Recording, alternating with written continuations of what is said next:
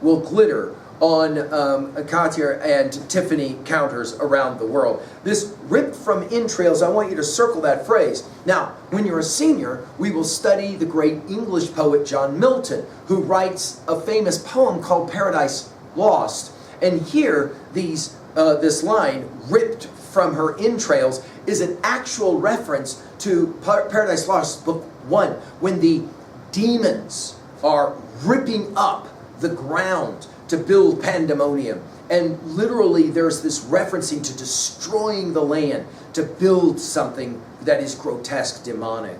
And then, of course, finally, she herself will make some references to the great poet Vieiro in paragraph 31, as well as the Rime of the Ancient Mariner in paragraph 31, another text that we will study, Coleridge's classic Rime of the Ancient Mariner, that we will study when we're seniors. Finally, to own a text like this, what are your own feelings about this kind of mining, this kind of work?